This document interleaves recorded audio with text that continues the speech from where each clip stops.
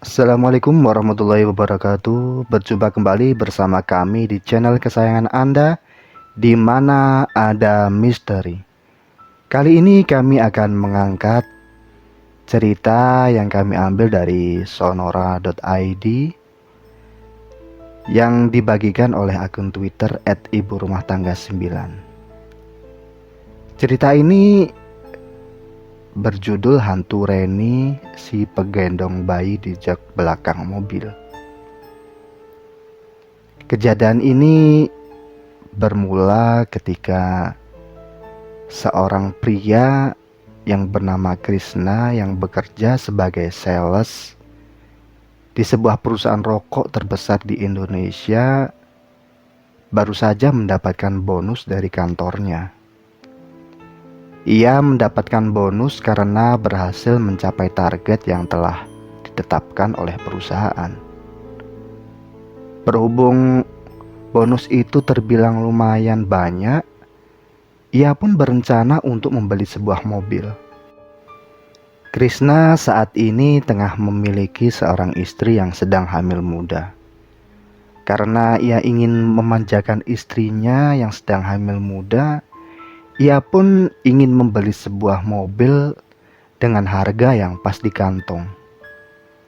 Dirinya pun berencana untuk membeli sebuah mobil dengan kondisi bekas agar bisa lebih murah dan dapat dibayar dengan cash. Singkat cerita, Krishna menemukan mobil yang pas di hati Krishna dan istrinya, dan juga budgetnya pun juga sesuai, yaitu sebuah mobil MPV yang berwarna abu-abu. Krishna membeli mobil tersebut dari seorang bapak-bapak yang sedang membutuhkan uang. Karena dirasa cocok dan pas, akhirnya Krishna bersepakat dengan bapak tersebut. Awal mobil tersebut datang ke rumah pasangan baru menikah tersebut, mereka berdua sangat senang sekali. Mereka jadi bisa leluasa pergi kemanapun dengan mobil mereka sendiri, tanpa harus memakai mobil kantor. Namun, baru beberapa hari di rumah, mobil MPV tersebut selalu tercium bau amis. Iya, bau amis darah.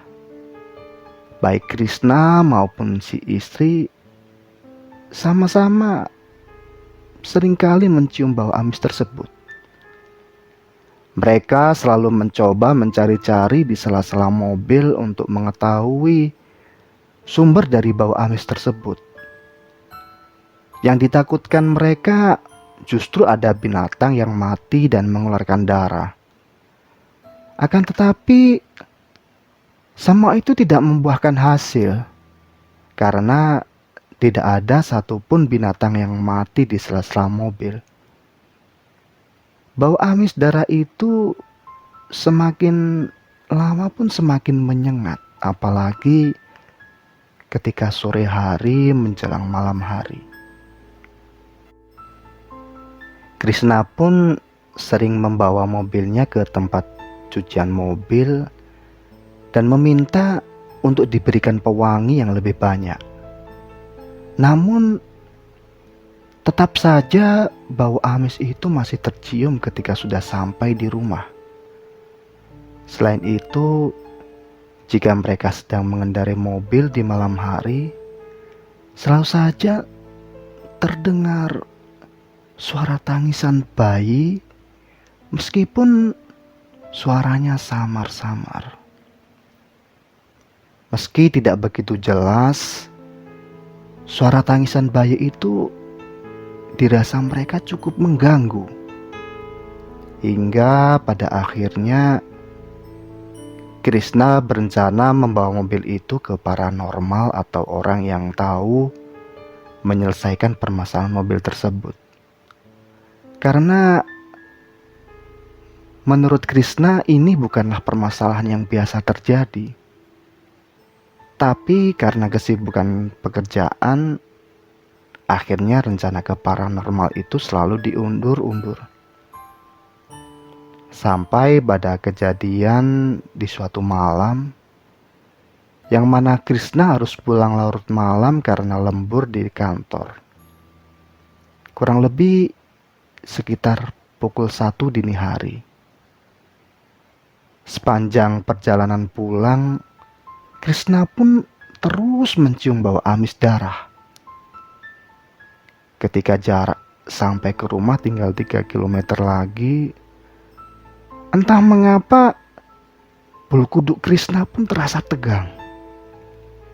Sambil menyetir, Krishna pun akhirnya membaca doa terus-menerus.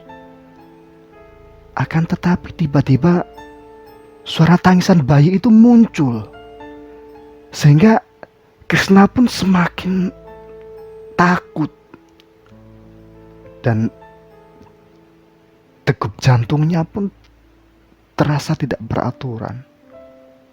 Semakin lama suara tangisan bayi itu terdengar lebih jelas dan keras dari sebelumnya.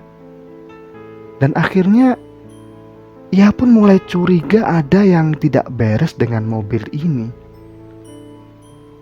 Karena merasa ada yang tidak beres, ia pun terus mengecek atas kaca spion yang untuk memastikan keadaan di belakang. Sekali, 2 kali Krishna melihat ke belakang, dia tidak melihat penampakan apapun. Hanya suara tangis bayi yang semakin lama semakin terdengar keras. Namun untuk yang ketiga kalinya Krishna melihat ke kaca spion belakang, ternyata di situ ada sosok wanita sedang menggendong bayi di jok belakang mobilnya. Ia sempat bertatap-tatapan sesaat, hingga akhirnya Krishna pun harus menginjak rem mobilnya dengan mendadak karena dia ketakutan. Dan dia juga kaget. Sontak Krishna pun langsung keluar dari dalam mobil dan dia berusaha untuk lari sekencang-kencangnya. Akan tetapi karena waktu masih tengah malam, di luar pun sangat sepi sekali dan hampir tidak ada orang. Berkali-kali Krishna pun membaca doa yang dia ingat karena kejadian yang dia lihat pada saat itu. Dan ketika ia lihat lagi di luar, di jok belakang, ternyata tidak ada apa-apa alias kosong. Meski jarak rumah sudah semakin dekat, tapi tetap saja si Krishna ini bingung harus melanjutkan dengan mengenakan mobil tersebut atau tidak. Dia bingung antara iya atau tidak, iya atau tidak. Setelah menenangkan diri sejenak, Krishna pun akhirnya memutuskan pulang dengan mengendarai mobil. Dan tidak lupa sebelum masuk ke mobil dan tak lupa ia membaca ayat kursi terlebih dahulu sebelum memasuki mobil. Akhirnya ketika memasuki mobil, Krishna pun melirik sekitar dalam mobil untuk memastikan bahwa tidak ada siapa-siapa di belakang jok mobil, dan memastikan bahwa di belakang memang kosong, tidak ada siapa-siapa. Saat beberapa meter melaju, sosok perempuan pucat yang menggendong bayi itu tiba-tiba muncul lagi di belakang Krishna. Akhirnya pun si Krishna ini juga kaget akan penampakan ibu yang menggendong bayi itu tiba-tiba muncul lagi di belakang Krishna dan duduk di jok belakang mobil Krishna.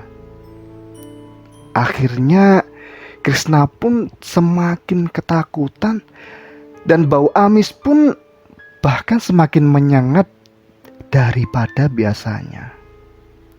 Sontak pun dengan spontan Krishna langsung membacakan ayat kursi dengan setengah teriak. Karena Krishna baru pertama kali melihat makhluk tak kasat mata, ia pun menyetir sambil gemetar dan hampir menangis. Keringat pun keluar di sekujur tubuhnya. Dan dengan kekuatan gas yang luar biasa, ia pun langsung memarkirkan mobil tersebut di depan rumahnya tanpa dimasukkan ke garasi. Dan sesampainya di dalam rumah, keringat dingin pun terus mengucur di tubuhnya. Ia mencoba langsung tidur, tapi tidak bisa karena terus dibayangi hantu gentayangan itu, yaitu hantu penampakan ibu-ibu yang menggendong bayinya dan disertai dengan suara tangis bayi tersebut. Akhirnya keesokan harinya Krishna pun langsung demam tinggi sehingga istrinya pun bingung. Ketika suaminya harus pulang dengan buru-buru dan memarkirkan mobilnya dengan sembarangan tanpa dimasukkan ke garasi. Dan Krishna pun tidak bercerita langsung ke istrinya. Dan itu pun menjadi pertanyaan bagi istrinya. Akhirnya Krishna pun bercerita ke istrinya karena tidak ingin tahu istrinya karena sedang hamil muda. Takutnya istrinya nanti kepikiran sehingga Krishna pun beralasan ingin tidur lebih cepat karena ngantuk semalam. Setelah sembuh beberapa hari sakit, Krishna masih trauma untuk menaiki mobil yang barusan dia beli. Karena ia pun merasa dan mencium bau amis itu masih ada di mobil tersebut. Sehingga Krishna pun memutuskan untuk membawa mobil tersebut ke kiai yang biasa dia datangi untuk konsultasi spiritual. Dia ingin mencari solusi atas permasalahan itu. Krishna pun ditemani temannya untuk pergi ke kediaman rumah Pak Kiai pada sore hari setelah pulang kerja. Akan tetapi di perjalanan mereka menuju rumah Kiai yang akan didatangi, tiba-tiba sosok hantu gentayangan itu muncul lagi dengan tiba-tiba di jok belakang. Dengan nampak jelas dan disertai dengan suara tangisan bayi, tiba-tiba sosok hantu tersebut muncul. Karena kaget, Krishna pun akhirnya tidak bisa mengendalikan mobil tersebut. Dan pada akhirnya mobil tersebut mengalami kecelakaan masuk ke dalam jurang. Meskipun begitu, keduanya masih bisa selamat dan hanya mengalami luka lecet di tangan. Krishna segera meminta bantuan saudaranya untuk menginformasikan perihal kecelakaan tersebut. Tak lama kemudian banyak warga yang melintas dan menolong Krishna dan temannya untuk dibantu dan juga ditenangkan. Menurut warga sekitar, memang di tempat itu sering terjadi kecelakaan tunggal. Dan Krishna adalah salah satunya. Entah karena apa, tapi Krishna tidak bercerita bahwa ia kecelakaan karena melihat sesosok penampakan di jok belakang mobilnya. Tak lama kemudian, mobil derek pun datang dan membawa mobil Krishna. Sedangkan Krishna dan salah seorang temannya dijemput oleh saudaranya. Dan selama di mobil saudaranya, mereka bertanya, saudaranya Krishna itu bertanya, membahas kenapa ia bisa kecelakaan di sana. Dirinya pun juga ditanya oleh temannya. Apa dia melihat sosok penampakan di jok belakang mobilnya? Krishna pun tidak menjawab dengan jujur. Dia bilang bahwa dia tidak melihat sosok penampakan di jok belakang mobilnya. Akan tetapi teman Krishna pun ini berkata bahwa dia tidak melihat sosok penampakan di jok belakang mobil. Dan dia malah heran kenapa Krishna tiba-tiba kaget dan banting setir, yang pada akhirnya membuat mereka masuk ke jurang. Dan pada akhirnya Krishna pun jadi heran. Mengapa hanya Krishna sendiri, hanya dirinya sendiri yang bisa melihat penampakan wanita itu? Setelah ia dan temannya diobati di salah satu rumah sakit terdekat, mereka pun langsung pulang. Dan Krishna pun benar-benar kepikiran dengan mobil itu. Hingga ia akhirnya memutuskan untuk secepatnya bisa bertemu dengan kiai yang akan ia datangi. Dengan menggunakan mobilnya, ia akhirnya sampai ke tempat kiai tersebut. Beliau langsung mempersilahkan masuk, dan tanpa basa-basi Krishna pun langsung menceritakan semua kejadian yang dia alami. Kejadian demi kejadian yang dialami oleh Krishna, dan yang terakhir kejadian yang mana Krishna dan temannya sampai kecelakaan masuk jurang. Dan kiai tersebut sebetulnya ingin mengecek langsung ke mobilnya. Akan tetapi berhubung mobilnya masih di bengkel, jadi niat tersebut diurungkan. Kiai tersebut akhirnya bilang bahwa jika ada suatu benda yang dihuni makhluk halus, maka bisa jadi sebelumnya ada kejadian yang berhubungan dengan makhluk halus tersebut.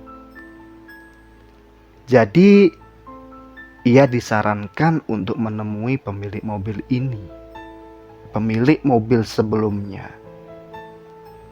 Dan sebelum pulang, mereka pun diberi beberapa botol air doa agar bisa diminum oleh mereka, agar mereka bisa lebih tenang. Esok harinya sepulang Krishna pulang dari kerja, ia pun langsung menemui pemilik mobil ini yang sebelumnya. Sebut saja namanya Pak Yahya. Krishna mengutarakan maksud kedatangannya dan menceritakan beberapa kejadian yang menimpa Krishna terkait mobil tersebut. Dan Pak Yahya pun kaget. Beliau bercerita bahwa selama beliau memakai mobil itu, beliau tidak pernah merasakan ataupun menemui keanehan-keanehan. Apalagi sampai melihat penampakan. Dalam hal ini penampakan ibu-ibu yang sedang menggendong bayinya dan juga disertai dengan suara tangis bayi. Beliau juga tidak pernah berlaku atau berbuat sesuatu hal yang janggal terhadap mobil tersebut. Sampai-sampai mobilnya dihuni makhluk halus ataupun melakukan hal-hal yang aneh. Karena itu Krishna pun tidak menangkap adanya kebohongan dari pernyataan Pak Yahya. Karena Pak Yahya sendiri pun meyakinkan bahwa Pak Yahya tidak mengalami kejadian-kejadian aneh dari mobil tersebut. Akhirnya Krishna pun jadi buntu. Kenapa mobil yang dibelinya ternyata ada penunggunya? Setelah ngobrol panjang lebar, akhirnya Krishna pun pamit dan Pak Yahya memberikan saran kalau mobilnya harus diruat atau dibersihkan dari makhluk tak kasat mata. Seminggu setelah pertemuan dengan Pak Yahya, Krishna pun mendapat telepon dari orang bengkel. Orang bengkel tersebut bercerita bahwa karyawan bengkel di sana seringkali mendapati seorang wanita sedang duduk menggendong bayinya di jok belakang mobilnya. Dan itu pun disertai dengan suara tangis dari si bayi. Para karyawan tersebut ketakutan dan baru sekarang ini mengalami kejadian seperti itu. Krishna pun akhirnya langsung berkoordinasi dengan Pak Yahya agar proses ruat mobil ini dipercepat saja. Karena ternyata makhluk ini mulai menampakkan dirinya pada siapa saja. Baik itu ke si Krishna sendiri ataupun di karyawan bengkel. Pak Yahya pun akhirnya setuju. Dan beberapa hari setelah itu mereka pun langsung datang ke bengkel di sore hari. Setelah bengkel tutup, mereka pun meminta izin kepada pemilik bengkel bahwa akan dilakukan ruatan pada mobil ini.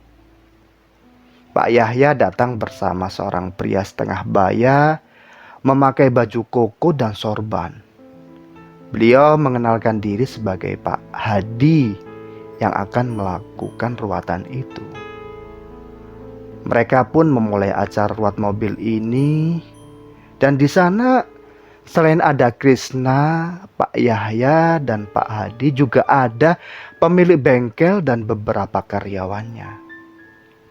Mobil ini dimandikan dengan air yang katanya sudah didoakan. Semua bagian mobil, baik yang ada di dalam dan di luar, kemudian dipercikan air oleh Pak Hadi ini. Dan Pak Hadi berdoa di dalam mobil. Akan tetapi ketika Pak Hadi sedang berdoa di dalam mobil, ada salah seorang karyawan bengkel yang kesurupan. Dia langsung terjatuh begitu saja dan tiba-tiba berteriak, "Jangan usir kami! Jangan usir kami!" Sontak orang-orang yang ada di sana semuanya jadi kaget dan takut. Pak Hadi pun langsung keluar dari dalam mobil dan langsung memegang ubun-ubun orang yang kesurupan tadi. Beliau langsung bertanya, "Ini siapa?" "Saya Reni, Pak." "Kamu yang ada di dalam mobil ini ya?" "Iya, Pak," katanya sambil menangis. "Kenapa kamu tinggal di mobil?" tanya Pak Hadi. "Karena saya meninggal di sana bersama bayi saya, Pak," jawab si Reni. "Kamu meninggal kenapa?" Aku meninggal karena Doni.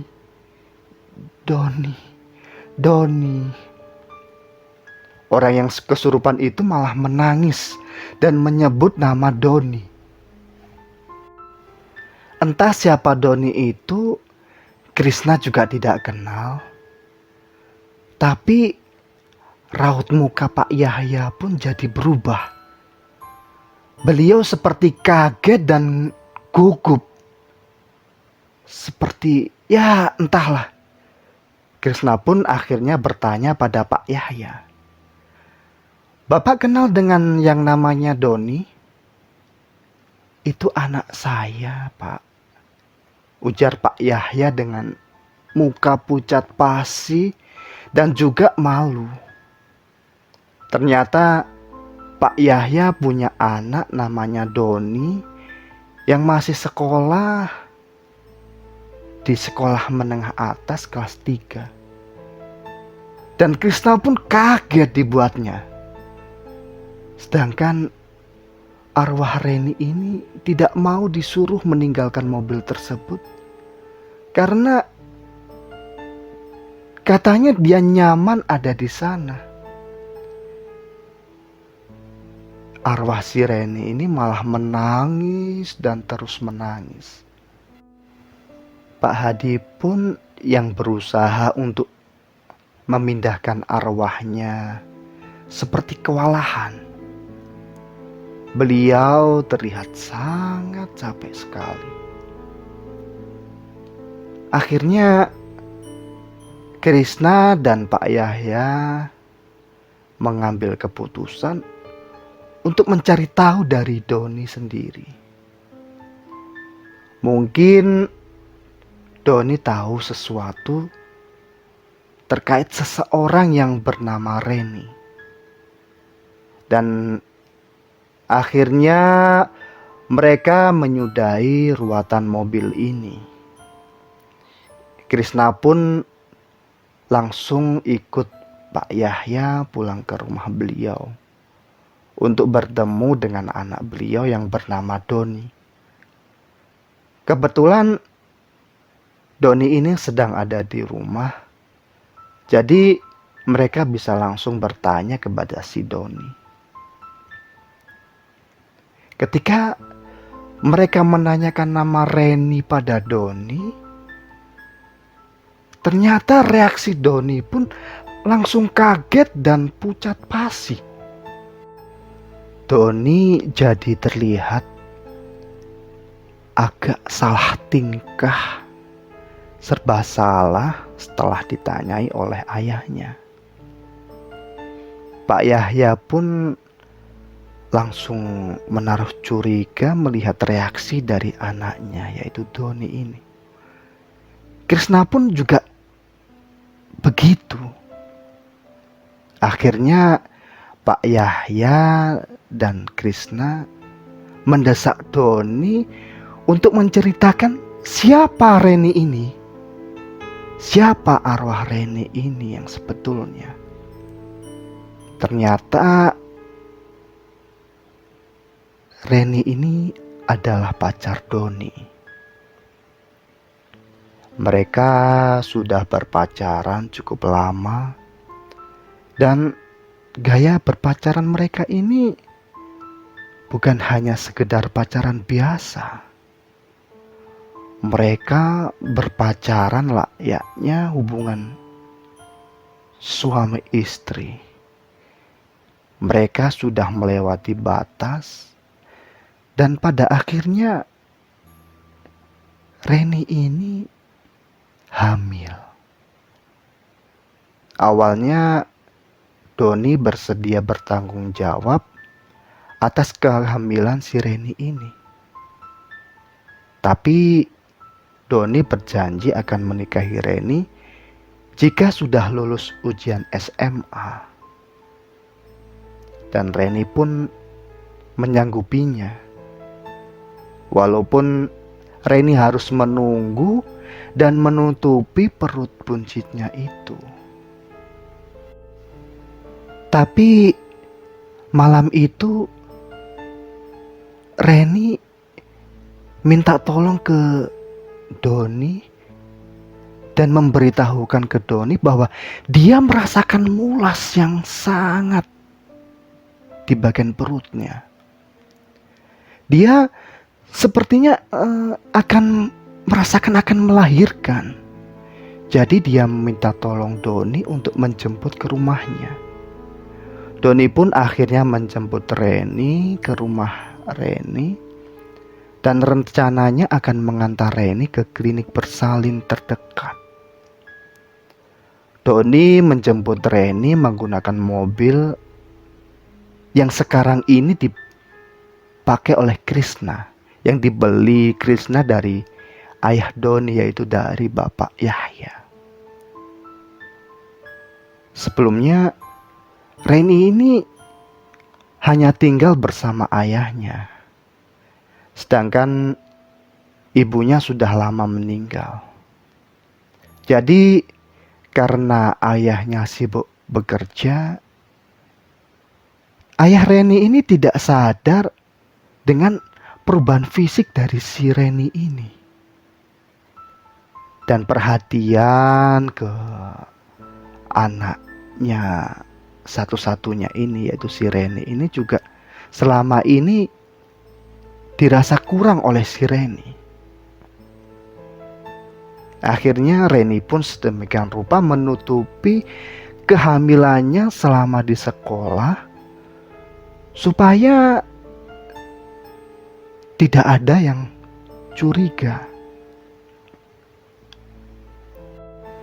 Selama di perjalanan menuju klinik,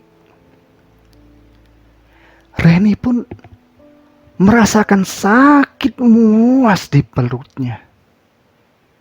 Doni dan Reni pun panik.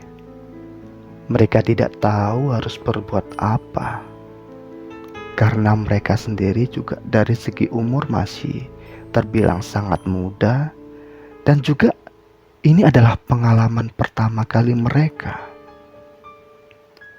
Tapi selama menuju ke klinik, tiba-tiba ada pikiran jahat berkelebat di pikiran Doni, yaitu Doni langsung membekap mulut Reni sampai Reni kehabisan nafas. Reni pun meronta-ronta antara mulas di perutnya dan juga dia menahan nafas yang terengal-engal karena mulutnya dibekap oleh si Doni. Reni pun akhirnya meninggal dunia pada saat itu juga. Sedangkan bayinya waktu itu masih hidup. Bayinya laki-laki dan mengeluarkan suara tangis bayi layaknya seorang bayi yang baru lahir. Namun karena setan sudah menguasai pikiran Doni, maka bayi tak berdosa tersebut juga menjadi korban kebiadaban si Doni. Dan bayi itu pun dibunuh oleh si Doni. Dibunuh di jok belakang mobil tersebut. Mobil yang sekarang dibeli dan dimiliki oleh si Krishna, yaitu pemilik baru mobilnya. Karena takut perbuatannya diketahui oleh orang lain, maka Doni membuang jasad Reni di jurang di suatu tempat malam itu juga. Dan Doni merasa perbuatannya pun aman-aman saja dan tidak ada yang mengetahuinya. Dan pada akhirnya ketika mendengar cerita lengkap dari Doni, dari anaknya, Pak Yahya pun langsung emosi dan memukul Doni pada saat itu juga. Akhirnya Pak Yahya pun dipisah oleh si Krishna. Dan Pak Yahya pun langsung bersumpah bahwa Doni harus mempertanggungjawabkan perbuatan tersebut. Saat itu pun Doni langsung bersujud di kaki ayahnya. Dan dia meminta maaf sebesar-besarnya pada ayahnya. Doni mengaku salah dan khilaf. Akan tetapi ayahnya pun sudah di puncak emosinya. Dia sumpah serapah kepada Doni. Dan Krishna pun yang mendengar sumpah serapah tersebut hanya bisa geleng-geleng kepala. Doni tak berhenti menangis, mengaku kesalahan dan kekhilafannya. Pak Yahya pun dan istrinya juga tak henti-hentinya menangis, menyesali kenapa baru tahu sekarang ini kejadian yang sangat-sangat memilukan ini. Istri Pak Yahya pun juga mendinginkan hati Pak Yahya. Terus mengingatkan Pak Yahya, ingat Pak, yang lalu juga sudah berlalu, biarlah. Maafkanlah si Doni. Dan ingatlah bahwa semua ini juga kehendak Tuhan. Pinta istri Pak Yahya kepada Pak Yahya. Dan Doni pun juga tak pernah lepas mengungkapkan penyesalannya kepada Pak Yahya dan Bu Yahya. Maafkan saya, Pak, Bu. Maafkan kesalahan saya selama ini. Saya tidak pernah bilang ke Bapak dan Ibu terkait hal ini. Maafkan Doni, Pak, Bu. Maafkan Doni. Doni khilaf. Kemudian Bu Yahya pun menyaut, "Iya nak, kami maafkan. Tapi kamu harus berani bertanggung jawab. Kamu harus berani bilang kepada orang tua Reni bahwa semuanya ini akibat dari perbuatanmu." Akhirnya Krishna pun yang mendengar keluh kesah dari anak dan kedua orang tua ini hanya bisa geleng-geleng kepala,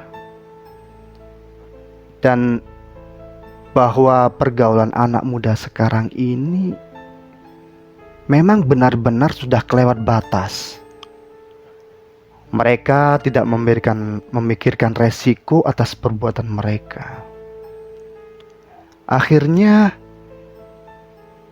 Pak Yahya pun mendesak Doni ini untuk menunjukkan di mana dia membuang jasad si Reni. Kemudian Doni pun menceritakan panjang lebar di mana dia membuang jasad Reni dan bayinya. Kemudian keesokan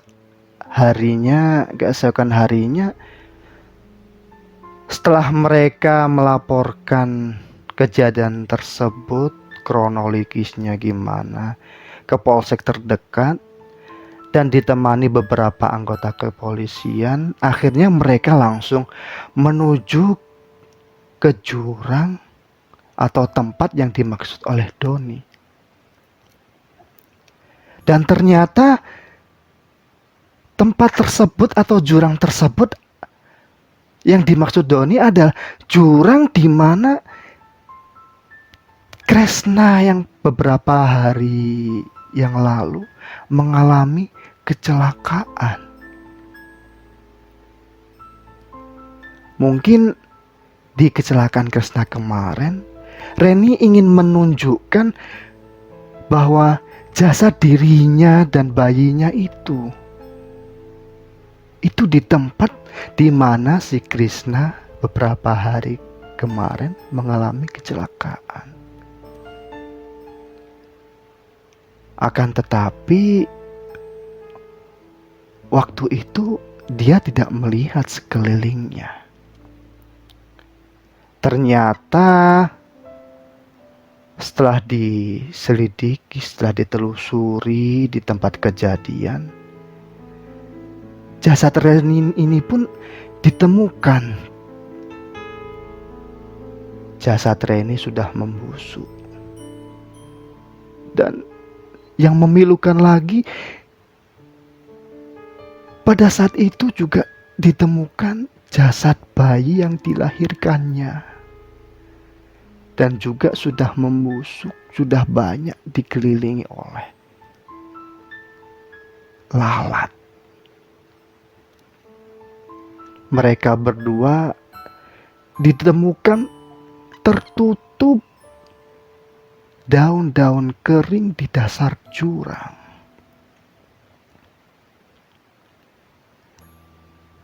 Dan pada akhirnya mereka menemukan jasad Reni dan bayinya yang telah tertutup daun-daun dan sudah membusuk.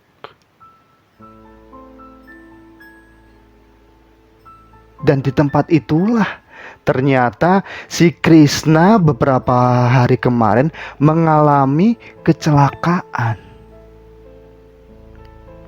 Dan itu pun pertanda bahwa Reni ingin menunjukkan itulah tempatku. Tempatku dibuang oleh si Doni. Dan begitulah jika setan sudah merasuki jiwa seseorang. Untuk menutupi kesalahannya, dia melakukan kesalahan lain yang lebih fatal, yaitu membunuh seorang ibu yang sedang hamil. Setelah itu juga membunuh janin bayi yang ada di perut ibu. Dan pada akhirnya si Doni ini dipenjara untuk mempertanggungjawabkan perbuatannya karena telah membunuh kekasihnya, yaitu si Reni ini, dan juga bayi yang dikandungnya. Sedangkan nasib mobil Krishna sampai saat ini masih dihuni oleh si Reni dan bayinya. Jadi sampai saat ini pun jika Krishna sedang menyetir mobil di malam hari, terkadang masih sering mendengar suara tangis bayi dan juga rintihan dari si Reni ini. Dan bau amis pun juga masih sering kali tercium di mobil ini. Akan tetapi lama-kelamaan Krishna pun jadi terbiasa bahwa di dalam mobilnya masih dihuni oleh arwah si Reni dan juga bayinya. Tatkala dia pergi menggunakan mobilnya, terlebih di malam hari, masih seringkali dia mendengarkan jerit suara bayi yang semakin lama semakin malam terdengar lebih keras dan juga diselingi dengan suara pilu seorang Reni yang menahan kesakitan karena akan melahirkan seorang bayi. Akan tetapi si Krishna sampai kapanpun tidak akan menceritakan hal ini kepada si istri. Terlebih karena si istri masih hamil muda. Dia tidak ingin si istri banyak pikiran. Terlebih terkait dengan adanya penghuni di mobilnya, di mobil mereka.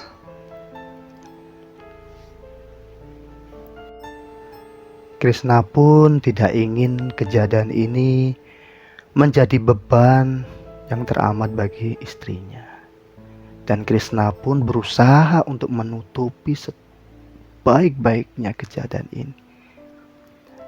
Dan seolah-olah tidak ada kejadian seperti ini.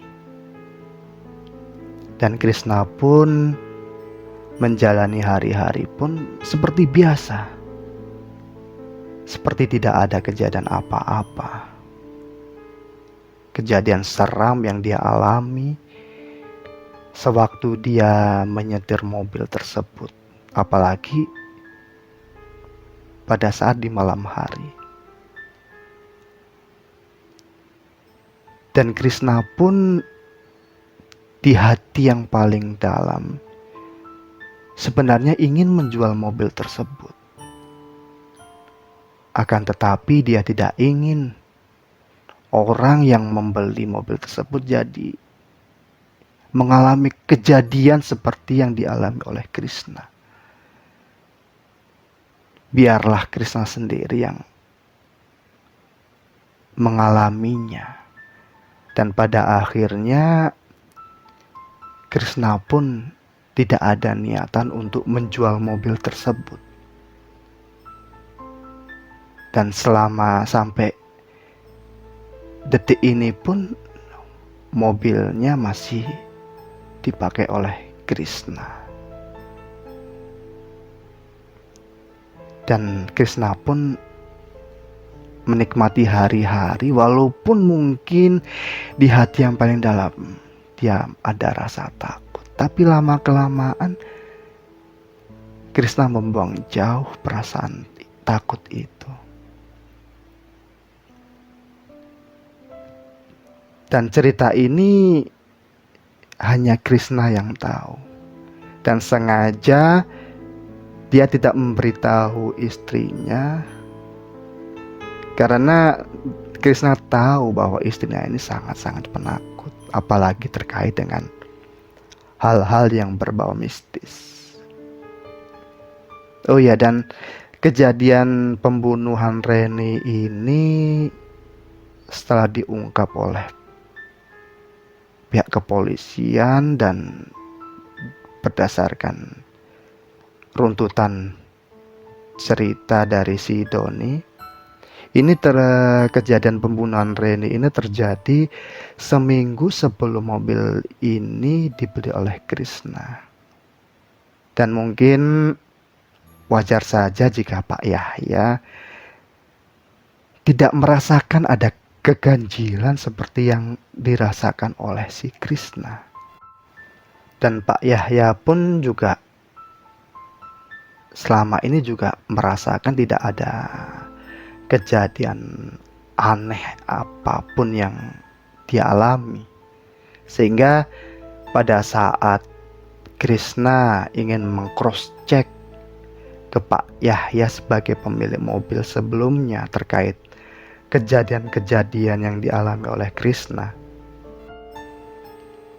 Pak Yahya pun juga bercerita apa adanya bahwa beliau selama menggunakan mobil tersebut tidak pernah mengalami kejadian-kejadian yang aneh, apalagi kejadian-kejadian seram seperti yang diceritakan oleh si Krishna.